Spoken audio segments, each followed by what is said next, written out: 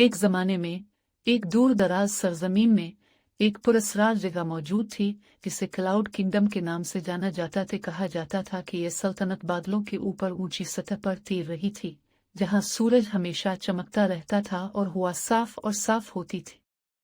ये हैरत और जादू की जगह थी जहां के बाशिंदे आसमान के अनासिर और मखलूक के साथ हम आहंगी से रहते थे। इस सल्तनत में एक नौजवान लड़का रहता था जिसका नाम ओलिवर था, जो चढ़ते हुए पतंग उड़ाने का शौक रखता था।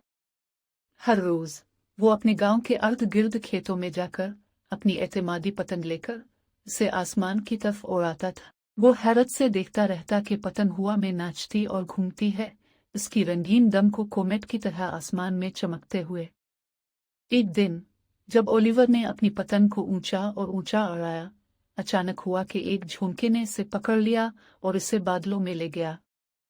घबराकर ओलिवर ने इसका ताक़ुब किया और अपनी प्यारी पतंग को बाजियाब कराने का इरादा किया।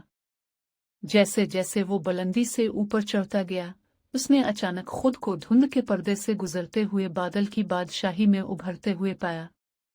इसकी हैरत की बात यह थी कि ओलिवर ने खुद को सफ़ेद बादलों के तैरते हुए जजीरों से घिरा हुआ पाया, जिनमें से हर एक पिछले से ज्यादा खूबसूरत था। क्लाउड किंगडम के बासियों ने चमकती हुई चांदी के परों के साथ इसका गर्मजोशी से इस्तकबाल किया और उसे अपने हैरत अंगेज दायरे को दरियाफ्त करने की दावत दी। जब ओलिवर क्लाउड किंगडम में घूमता रहा तो उसे पतंग उड़ाने का शौक रायगा नहीं गया। ममलकत के बाशिंदे खुद पतंगबाजी के शौकीन थे और उन्होंने इसे दिखाया कि पतंगें कैसे तैयार की जाती हैं, जो इससे भी ज्यादा बुलंद हो सकती हैं और इससे भी ज्यादा चमकदार चालें अंजाम दे सकती हैं, जिसका उसने कभी तसव्वुर भी नहीं किया था। इस दिन से ओलिवर क्लाउड किंगडम का एक महबूब रुकन बन गया, अपने नए दोस्तों के साथ पतंगे उड़ाने और इस जादुई दुनिया के लामुतनाही अजायबात को तलाश करने में अपने दिन गुजारे।